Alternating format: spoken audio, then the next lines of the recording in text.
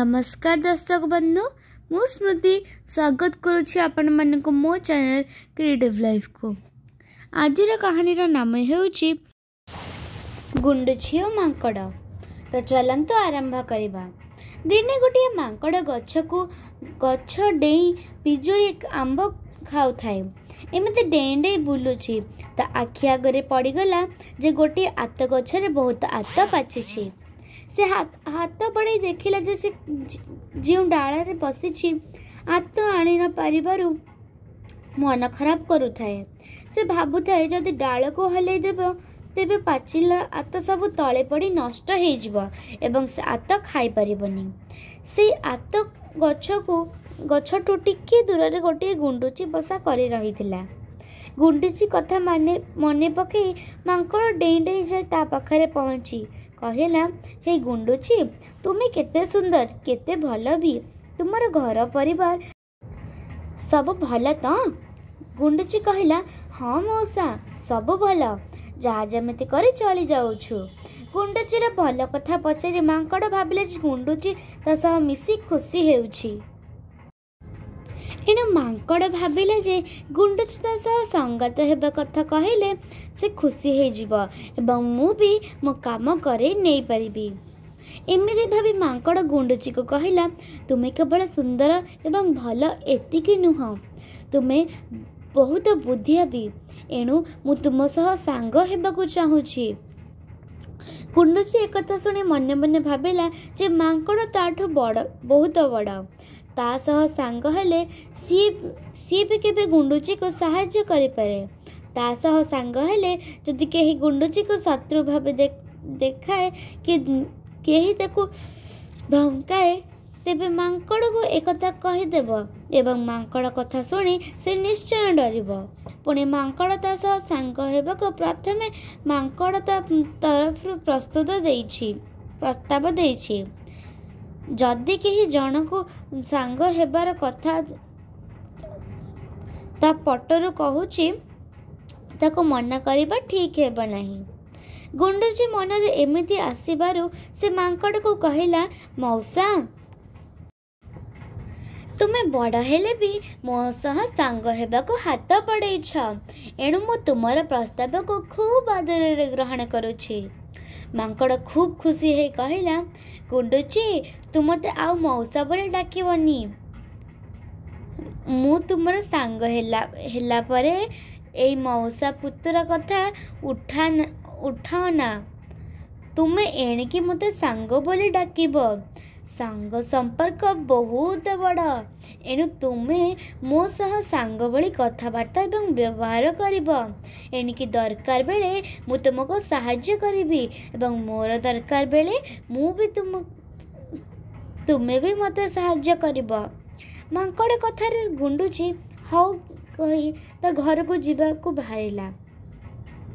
तो मांकड़ कहिला, सांग आज टिके मोर खाइबा भल हेइनी, तेणु तुमे जदि मते टिके सहाय्य करंता तेबे मु आज बहुत भलरे खाई परंती। गुंडुची कहिला, एटा गोटे कथा। मांकड़ कहिला, ए बगीचारे शेष आड़ को गोटे आत गछरे बहुत आत पाचिछि। सेठी तुमे जदि मते किछि आत तोली दियंत तेबे मु मन खुशी रे खाई परंती। गुंडुची कहिला, चल तुमे जेमिति कहबा मु सेमिति तोली देबी। मांकड़ खुशी रे डेई डेई जाई आत गछ पाखरे हाजर होई गला। गुंडुची सरू डालर सावधान रे आत तोली आनी मांकड़ को देला। मांकड़ आत खाई गुंडुची को शाबाश कही चली गला। किछि दिन जाइछि गुंडुचीर पुराना सांग ता घर को आसी थाए। से तार सांग को भल करे खाइबा को देबा को चाहू थाए।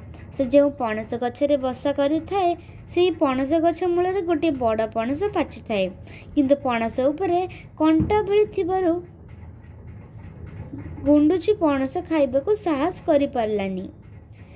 जदि भी से फुटई परिबो तेबे पणस अठारे ता मुह खराब हो जिवो एवं से अठा न छाड़िबा जाए से भलरे खाई परिबनी। गुंडुची तार सांग को कहिला, जदि पणस ଭାଙ୍ଗି ହୁଅନ୍ତା ତେବେ ଖାଇବା ଭଲ ହୁଅନ୍ତା। କିନ୍ତୁ ଦୁହେଁ ପଣସ ଭାଙ୍ଗିବାକୁ ବାଟ ପାଇଲେନି। ହଠାତ୍ ଗୁଣ୍ଡୁଚିର ମନେ ପଡ଼ିଗଲା ମାଙ୍କଡ଼ କଥା। ସେ ଦୌଡ଼ି ଯାଇ ମାଙ୍କଡ଼କୁ ସବୁ କଥା କହି ପଣସ ଭାଙ୍ଗିବାକୁ ଅନୁରୋଧ କଲା। ମାଙ୍କଡ଼ ପଣସ କଥା ଶୁଣି ଖୁସି ହେଇଗଲା ଏବଂ ଭାବିଲା ଯଦି ସେଇଦିନ ସେ ପଣସ ଭାଙ୍ଗି ଦେଇ ଦେବ ଦୁଇ ଗୁଣ୍ଡୁଚି ଆରାମରେ ଖାଇଦେବେ। ସେ ନିଜେ କେମିତି ପଣସ ଖାଇବ ସେ କଥା ମନେ ରଖି ଗୁଣ୍ଡୁଚିକୁ କହିଲା, ଆଜି ମୋର ଦେହ ଭଲ ଲାଗୁନି, କାଲି ଠିକ୍ ଏହି ସମୟରେ ସେଠି ପହଞ୍ଚି ସେ ପଣସ ଭାଙ୍ଗିଦେବ ବୋଲି ଗୁଣ୍ଡୁଚିକୁ କହିଲା। ଗୁଣ୍ଡୁଚି ହଉ ବୋଲି କହିଦେଇ ଫେରି ଆସିଲା। ପରଦିନ ସକାଳୁ ଗୁଣ୍ଡୁଚି ଉଠି ଦେଖେ ତ ପଣସ ଭଙ୍ଗା ହେଇଛି, କିନ୍ତୁ ତା ଭିତରେ କିଛି ନାହିଁ, ଗଛ ମୂଳେ ଚୋପା ପଡ଼ିଛି। ଗୁଣ୍ଡୁଚି ବୁଝିଗଲା ମାଙ୍କଡ଼ର କାରସାଦି। ଗୁଣ୍ଡୁଚି ତାର ସାଙ୍ଗ ସହ ଗୋଟିଏ ଉପାୟ ଭାବି ମାଙ୍କଡ଼ ପାଖରେ ପହଞ୍ଚିଗଲା। ହେ ସାଙ୍ଗ, ମୋ ଘର ପାଖ ଆମ୍ବ ଗଛରେ ବଢ଼ିଆ ମହୁ ହେଇଛି, ତୁମେ ସେଠାରେ ପହଞ୍ଚି ଆଣିଲେ ଆମେ ସମସ୍ତେ ଖୁସିରେ ଖାଇବା। ଗୁଣ୍ଡୁଚି ଠାରୁ ମହୁ କଥା ଶୁଣି ମାଙ୍କଡ଼ ତରତର ହେଇ ମହୁ ଆଣିବାକୁ ଯାଇ ଦେଖିଲା ବିରାଟ ମହୁ ଫେଣା ଝୁଲୁଛି।